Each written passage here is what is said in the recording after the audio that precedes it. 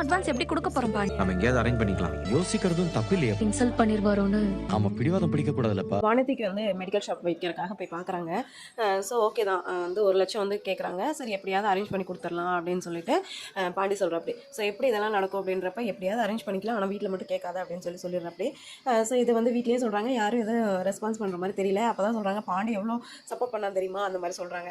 இந்த சைடு பார்த்தீங்க அப்படின்னா நிலா வந்து ரிசப்ஷனுக்கு ஓகே சொல்லல அவங்க அப்பாட்ட. ஸோ சேரனு கூப்பிட்டு அவங்க அப்பா பேசியிருக்காங்க. அதனால வந்து சேரன் வந்து சொல்கிறப்படி ரிசப்ஷனுக்கு ஒத்துக்கப்பா, அவரும் யோசிக்கிறது கரெக்டு தானே, ஃபேமிலி சைடு ஏதாவது யோசிப்பாங்கல்ல, அதனால தான் அப்படின்னு சொல்லிட்டு. அதே மாதிரி சேனோட அப்பாவும் சொல்கிறாங்க, ஏமா நம்மளாம் இங்கே கூப்பிட்டு ரிசப்ஷன் வைக்கலையா, அதனால ஓகே சொல்லுமா அப்படின்னு சொல்லிட்டு. அவங்க எதுக்கு பயப்படுறாங்க அப்படின்னா அப்பா ஏதாவது அவமானப்படுத்திடுவாரோ அப்படின்னு சொல்லிட்டு பயப்படுறாங்க. ஸோ என்னமோ நடக்க போகுது, அதான் உண்மை. பார்க்கலாம் ரிசப்ஷனில் என்ன நடக்குது அப்படின்னு சொல்லிட்டு. கடைசியில் ஓகே சொல்லிட்டாங்க. அதே மாதிரி வானதிக்கு எப்படி அமௌண்ட் ரெடி பண்ணி போகிறாங்க. ஸோ இந்த 2 விஷயம் இருக்குது. அது இல்லாமல் சேனனோட அத்தை பொண்ணு வேற வந்து இருக்காங்க. ஹஸ்பண்டுக்கு என்ன ஆச்சு அப்படின்னு தெரியல. ஸோ அடுத்த ட்விஸ்ட்டுக்கு ரெடி ஆகிட்டோம் நம்ம அப்படின்னு தான் நினைக்கிறேன். நெக்ஸ்ட் சூப்பரான வீடியோ நான் பார்க்குறேன்.